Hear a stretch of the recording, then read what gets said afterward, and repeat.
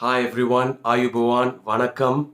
Welcome to video 2 of the VIAF vlog series. I'd like to first of all thank everyone who direct messaged me, who left comments on the Facebook post, on the YouTube video. I'm quite overwhelmed with all the positivity that you guys have shown. Everyone's been so encouraging and I would really like to thank you for that. For those of you who didn't actually see the previous video, my name is Nish and I'm the Managing Director of VIAF, which is a free arts and film institute in Sri Lanka that identifies young people that have been deprived of opportunities, that don't have access to resources, but they have talent and they have an artistic vision. So what we do is we provide them with the training and the funding and the tools required to bring those visions to life. In last week's video, I described Sri Lanka as a country that was going through a healing process, and some of you had asked me how I felt storytelling and arts would contribute to that healing process, because I said that was what we were here to do. So almost as a response to that, I'd like to show you a little clip. I will set this clip up for you. It's a very basic clip. It's the most simple storytelling at work. It's just a clip of someone narrating a story that happened to them. But the story happens to be that of the 2004 tsunami, and the narrator was somebody who was a 9-year-old boy at that time. The narrator is Mr. Ahmed Hanif, who works for the organization that I always thank, the Social Architects. They are the ones who VIAF owes a great deal to. So while we were running a Christmas initiative, Hanif was kind of helping me out. And it took us a couple of days to get all the work done. And on the night of the 26th, which was the 16th anniversary of the tsunami, we just wanted to chill out and talk about something that had nothing to do with work. Hanif is from eastern Sri Lanka, from the Batticaloa Ampara side, and that's where he was when the tsunami struck. And at this time, Hanif started narrating the story of how he was kind of separated from his family during the tsunami and what happened to him. And what really struck me was the warmth and the humor, as well as obviously the grief and the shock and all those things. But the charm with which he told that story, because he remembered it from when he was a child, he almost narrated it like he was the protagonist of the story rather than a victim of the story. He narrates the whole thing scene by scene, almost like a movie. So I think it's pretty easy to follow as well. And I found that very interesting. Fortunately, I was kind of recording the whole thing because I felt it would be entertaining, but I had no clue that I would use it for something like this, or I would have shot it better. It's quite clumsily filmed, as you will soon see. But it gave me real insight into how he had processed that experience as a child. And I feel that sometimes children spot things while adults fixate on other things. Just to give you a very rough example off the top of my head. Let's say an ice cream truck runs off a cliff, right? It goes off a cliff, God forbid. While the adults would be fixating on the destruction around it, and rightfully so, because they may have to go rescue someone or something like that. Children will be affected by the destruction of it, but at the same time, they'll also take a moment to marvel at all the spilled ice cream all over the cliff. And I think it's in these kind of new angles where we can actually talk about natural disasters or dangerous situations without being graphic, without being gratuitous or exploitative. I think there are the ways in which we can kind of create an understanding of what happened at that time. Of course, stories of documentary realism, of like harrowing survival stories, these are all essential and important for us to know, to truly understand what happened during a natural disaster. But at the same time, I think adding that sense of wonder without being insulting to what happened, and adding those real life observations, I think it immediately makes the story more relatable to an outside audience. The problem with realistic and traumatic depictions of natural disasters or other things like that is that it's so painful that it puts a distance between the audience and the material. It puts distance between the audience and the actual events. Like, I really sympathize with the situation. I feel really bad for everyone, but I don't really understand it. I always hold it at a distance. Whereas by bringing in these new insights, by making the audience think, how would I have reacted if I was in that scenario? You're instantly connecting them with it. And I think that way you're giving them a more well-rounded, you're giving them a better understanding of what that particular person went through during that traumatic experience of theirs. I think this child's eye view of what happened is also the reason why there are so many movies about harrowing and bleak tales that are told from the eyes of children, and somehow just from the way those stories are told, the movies or the books, they become instantly more relatable. They become instantly more thought provoking. In some cases, even though the scenario is very bleak, the way it makes you think about it almost seems uplifting, while also giving you a full understanding of how harrowing and how tragic those events actually were. The video may also seem a little choppy because there may be many jump cuts. It was very much a safe space among friends where he just let loose on all his experiences of the tsunami. And because of that, I've edited out the more graphic depictions, I've edited out more sort of personal details which I didn't feel were essential. But I've left you with an idea of what he wanted to get across to us about his experiences, and I hope you enjoy it and get as much out of it as I did. Even though considerable trimming has gone into editing out, like I said, the more gory or graphic parts, it's still a description of a natural disaster. So people who are queasy about that, please consider yourself warned. So that's it. Thank you very much. I will play you the video now and I'll bow out before that. This vlog is going to be many things like I mentioned last time. It's going to be videos like this, our thoughts on art, what our students are doing, updates on them, updates on collaborations and all that. I hope you found this video entertaining. I hope you find the little clip of Hanif after this even more entertaining. Thank you very much. I will see you next week with a new video. Thank you and goodbye. நம்ம சின்னவர்கள் இருக்கும்போது ஒவ்வொரு பள்ளிக்கூடம் பள்ளிக்கூடம் அப்போ அதில் போய் தான் நம்ம இந்த குருவானெல்லாம் முஸ்லீமாக படிப்பாங்க. அந்த சுனாமி ஆண்டு ஞாயிற்றுக்கிழமை 8 மணிக்கு எழுப்பி அம்மா அடி பிடிச்சி போய் கொஞ்சம் காசை தருவாங்க. இப்போ பள்ளிக்கூடத்துக்கு ₹1 கொடுக்கணும்னா ₹1 கேட்டால் இப்போ எனக்கு ₹1 தான் நான் பள்ளிக்கூடத்துக்கு போகணும். அப்படி தான் நாங்கள் டிமாண்ட் பண்ணுறோம். அந்த ₹2 என்ன செய்யறோம்னா உருண்டை போல வாங்குறேன். ₹1 5 வரும்.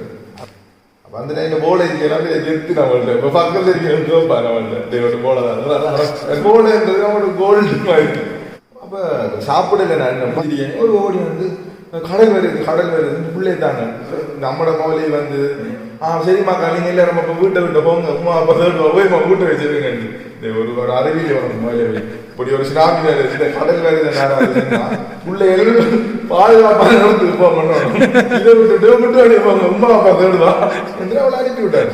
அப்போ நான் என்ன செஞ்சேன் உமா செஞ்சேன் தங்கச்சி சடாக்கு தங்கச்சி கையை பிடிச்சி செஞ்சுவாங்க. நான் தங்கச்சி கையை பிடிச்சி போல தின்னல கை வெடிக்கு போல அந்த ரோட்டில் வரும்போது கருப்பு கலர் தண்ணி வந்துச்சு. முடங்காலுக்கு குளம் வந்துட்டு எங்களுக்கு 2 பேருக்கு. இப்போ எனக்கு குளவுக்கு வந்து அவளுக்கு முடங்காலுக்கு வந்து தங்கச்சி எல்லாரும் கத்த தொடங்குவாங்க. அப்போ அதோட நாங்கள் தங்கச்சி நீ கை குடி மண்ணா அவளை என்ன குடிக்க கஷ்டமா இருக்காங்க. ஆனால் எந்த கையில் ஒரு குருவா அவளை கையில் இருக்கும். அப்போ ஒரு கையை பிடிச்சி கிரிக்கலாம் குருவா விடுது. நான் அம்மா அடிப்பாங்க நான் பரவாயில்ல அம்மா அடிப்பேன் விடணும் அவள் விட்டேன். அவள் குருவான விட்டதை விட இந்த கையில் இருந்த போலே விட்டேன். நீ கவலை என் கையில் இருந்த போல 5 போல 2 விட்டு போல இருந்து போகுது.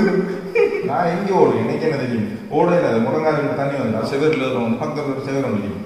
அப்படி ஏறணும் ஆட்கள் விட்டாங்க. அவளை ஏறுறதுக்கு நாங்கள் ஏறுறேன் நாங்கள் ஏறணும் 2 பேருக்கு ஒன்றும் இல்லை. நான் பிடிச்சிருக்கேன் ஒரு ஃப்ரிட்ஜ் ஒன்று மாதிரி மேலே வந்துச்சு. நான் ரோட தூக்கி மேலே வச்சுக்கேன் ஃப்ரிட்ஜுக்கு மேலே வாக் ரோடுன்னு சொல்லுவாங்க ஒரு ஊரில் பீம் பண்ணுறது. அப்போ அது அவங்கள எடுத்து வச்சுட்டு நான் அதில் படி மாதிரி முடியும். அதுக்கு மேலே கொஞ்சம் இந்த மாதிரி வருது. 2வது வந்தோம் அந்த செவர் அப்படி உடஞ்சி விழுந்துச்சு. அதில் இருந்த பிள்ளை எங்கில் விழுந்துட்டு இப்போ பூனை ஆக்கள் எல்லாம் கத்த தொடங்கினேன். அந்த டைம் வரையும் இப்போ வீட்டை போகணும் இருந்தது. பட் என்ன வீட்டை நடந்தது தெரியா அம்மா அப்பாக்கள் என்ன நடந்ததுலாம் தெரியா. பெரிய கட்டி ஒன்று இருந்தது. இப்போ இந்த பனை மாதிரி கட்டி மாதிரி கட்டி தண்ணி நல்லா மிதந்தது. அப்போ என்ன செய்யணும் நாங்கள் ஒவ்வொரு ஆளும் என்னோட ஃப்ரெண்ட் ஒருத்தர் திடீரென் அவன் கொஞ்சம் அப்படி ஓடி தெரியுவான். அவன் அந்த கட்டியில் அப்படியே மிதந்து போய் வீட்டுக்கு நம்ம பைப் லைன் செய்வோம். கவுரனை கட்டி மற்ற எல்லாரையும் நாங்கள் அவங்க எடுத்து அவருக்கு இப்போ எங்கள் எல்லாரையும் ஒரு அளவுக்கு ஏற்றிட்டேன். 6 பேருக்கு மேலே ஏறிட்டேன். மேலே எடுத்தோம்னா இப்போ எங்களுக்கு ஃபுல் சேஃப். அப்போ எல்லாருமே என்ன பாதிக்கு அப்போ தான் 3வது வருது. 3வது வந்ததோட அந்த சேவத்தில் அந்த உடஞ்சி அப்படியே ஆடி அந்த அப்படியே கருப்பாக போயிடுச்சு. அப்போ தான் நாங்கள் பார்த்தோம்னா டிப்பி மிதந்து 2வது அமீன் ஒரு கடை இருந்தது. அது பெரிய கடை இருக்குது. அந்த கடை உடஞ்சிருக்கு. அந்த உடஞ்சி இந்த டிப்பி அப்படியே மிதந்தார். அந்த டைமில் மிஸ்டர் கோப்பெல்லாம் வேறு லெவல் தானே. என்ன இப்போ எடுக்கணும் இறங்க பயம். அப்போ என்ன செஞ்சேன்னா அந்த ஓடு உங்கள் வீட்டு தான் இந்த ஓட்டை கலட்டிட்டேன். ஒரு ஓட்டை கலட்டி அந்த தண்ணி டேங்க் மாதிரி மேலே கட்டியிருப்பாங்க அந்த ஏரியாவில். அந்த டேங்க் என்ன செஞ்சால் கவரால் மூடிருந்தாங்க. அந்த கவுத்தை பிக்சர்னு சொல்லிட்டு குடிக்கிறது தண்ணி இல்லை எங்களுக்கு. அப்போ அந்த கவுத்தில் ஓட்டை கட்டி அப்படியே ஓட்டை கீழே இறங்கினோம். அந்த டிபிடி வரைக்கும் மேலே ஏறி வந்துச்சு. அப்படி எடுத்துச்சு அந்த பெருநாள் மாதிரி நம்மளுக்கு இந்த இல்லை 2 டிபிடி முந்தி காசி 50 ரூபா அப்படி அவங்களுக்கு கிடைக்கிற 2-3 ரூபா டிபிடி இப்பெல்லாம் பெருநாள் நாள் அந்த கனவு மாதிரி கிளம்பி இடத்துல இருந்து அந்த டைம்ல என்ன சொன்னேன் பக்கத்து வீட்டில் தம்பியாக சாப்பாடு இருந்த தாங்க நாங்கள் அந்த டிபிடி பெருந்து நம்மளுக்கு அந்த கெத்தோண்டு இருந்துச்சு. அப்போ நம்ம லீட் பண்ணி இருந்த அந்த டீம் அப்படியே ஃபுல்லாக இருந்து நானும் அவன் நீங்கள் வந்து உறங்காதீங்கன்னு சொல்லி எல்லாரும் லீட் பண்ணிட்டு நாங்கள் இறங்குறோம் அந்த கவுத்தை பிடிச்சி. அப்புறம் எங்களுக்கு பேசிக்காக விளையிட்டு ஒரு கம்பை குத்தி போகலாங்க. அப்போ நாங்கள் வளர்த்து சிலாங்க ரோடச்சு அப்படி குத்தி 2 பேரும் நடந்து போகிறேன். அது வேற எங்களுக்கு தெரியாது என்ன எஃபெக்ட் சும்மா வீடெல்லாம் சும்மா மிதந்து தகரம் இல்லாமல் இருக்கிறோம். ஏன்னா எங்களுக்கு அந்த சீரியஸ்னஸ் தெரியாது என்ன நடந்தது பெருசாக அடிக்க முடியல. நான் குத்தி வீட்டை தான் தள்ளி போனேன். அவ்வளோ நேரம் நாங்கள் தனியாக தானே இருந்தோம். எங்களுக்கு நாங்கள் இருந்த இடம் வந்து நாங்கள் கெத்தாக இருந்தது. என்னடா சாப்பாடு எங்களுக்கு என்ன நாங்கள் உங்களுக்கு என்ன வேணும் இந்த மாதிரி ஒரு ஃபீல். அதுக்கு அந்த வீட்டை போனது போகிறான் இன்னைக்கு தலையை ஓடி வரைச்சி என்னென்னு கேட்டாங்க. பழைய வாழைப்பழத்தை வச்சு சாப்பிட்டு இருந்தாங்க ஆண்கள் கிட்டத்தட்ட ஒரு 35-40 பேர். காலில் வெட்டு கையில் வெட்டு டிஷர்ட் இல்லை. அதே போல அதில் சீரியஸ் நடந்துச்சு. அப்போ நான் கீழே போக்குறேன். 2 அம்மா அப்பா பார்க்க போகணும். அங்கே இருக்காங்க தேடுவாங்க தங்கச்சி தேடுவாங்க. நம்ம சொல்லணும் தங்கச்சி அங்கே இருக்கான்னு சொல்லிட்டு நம்ம கம்பை குத்தி எடுத்து சின்ன படி நம்ம அந்த டைமில் 9-10 வயசுக்கு வந்துட்டேன். நான் கம்மை குத்தி போகிறேன். எனக்கு இப்போ நெஞ்சுக்கிட்ட அளவுக்கு தண்ணி இருக்கிறேன். அப்படி தான் முட்டி போய்க்கிறீங்க. போய் நம்மளோட சந்தியில் போய் பார்த்தா ஒன்றே கடல் வந்து அப்போ எவ்வளோ இந்த வீடு தான் இங்கே என்ற அளவுக்கு கடல் தவறுங்குது. நான் என்னோட சிரிச்சி சொல்றதுக்கு அவ்வளோ கவலையான மொமெண்ட் அது. ஏன்டா நம்மளுக்கு அந்த வீடு என்ன நடந்துட்டு தெரியும் அவ்வளோ தெரியாது.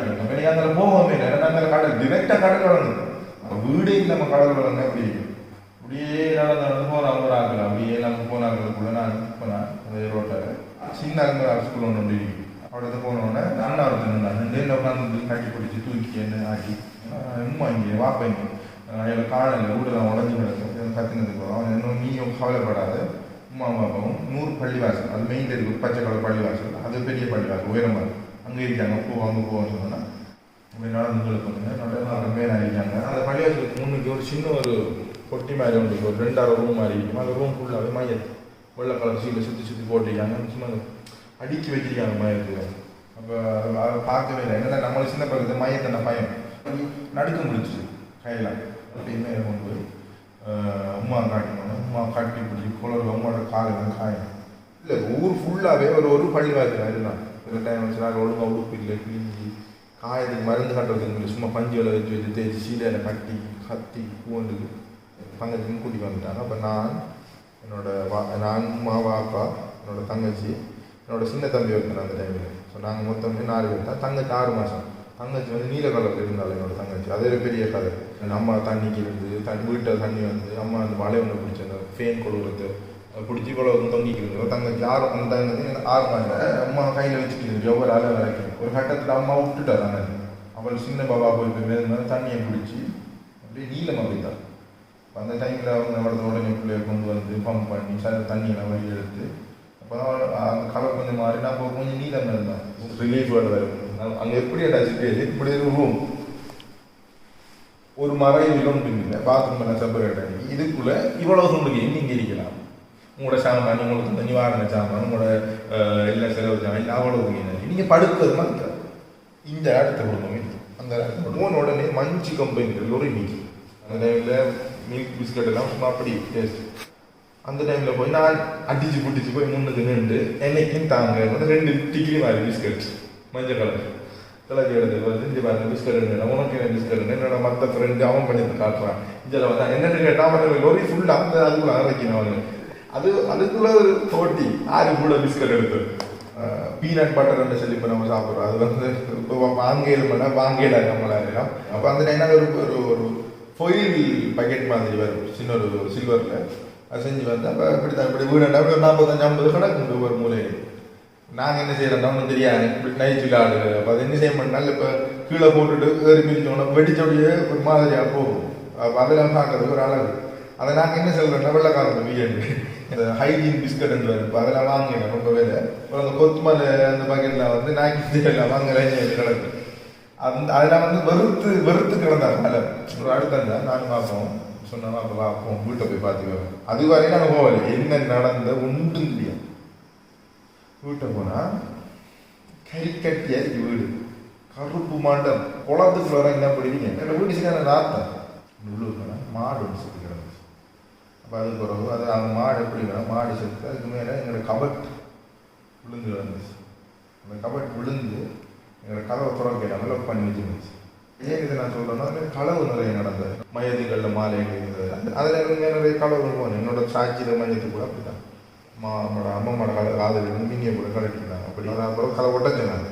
அது வாங்குறது பொறுத்தி ஒட்டச்சுட்டு போகிறேன். கபட் விழுந்து மாடு சுற்றுறது கபட்டு விழுந்து மாட்டு விட்டு வந்து எங்களோட அது போல நம்மளோட கபட்டை திறந்து நம்மளோட வாப்பாங்க சொன்ன அவர் பேங்க்கில் நம்பிக்கை இல்லை. என்னோட உறுப்பெல்லாம் கூட இல்லை. அப்போ நாங்கள் அந்த காசு இல்லை அந்த வாப்பா ஒவ்வொரு நாளைக்கும் போய் உழைச்சி வர காசு அதுக்கு நம்பிக்கை பேங்கு போடுறீங்கன்னா இப்போ காசு கொஞ்சம் கொஞ்சம் தாழ்வு அதிகமாக வேறு முக்கியமான டாக்குமெண்ட்ஸ் கிடந்தது அளவு உறவுகள் பார்க்க வச்சு அப்படி வந்து எங்களோட மாமியை கொண்டு காயப்போட்டேன். கொண்டு காயப்போட்டு வாப்பா அந்த டைமில் நடு ரோட்டில் வச்சு சேவைச்சல் காசை கழுவி இருந்தது. ப்ரெஷ்ஷை வச்சு அதுக்குள்ளே சேவைச்சல் போட்டு இப்படி தேய்ச்சிங்க. எங்களோட அந்த கருப்பு கட்டியாக இருக்குது காசு இப்படி தேய்ச்சி அப்போ தேய்ச்சி இப்படி காய வச்சு மேலே கண்ணாடி வந்து விட்டு வச்சு அதில் 11 எடுத்து அந்த டைமில் எங்கள் வாப்பா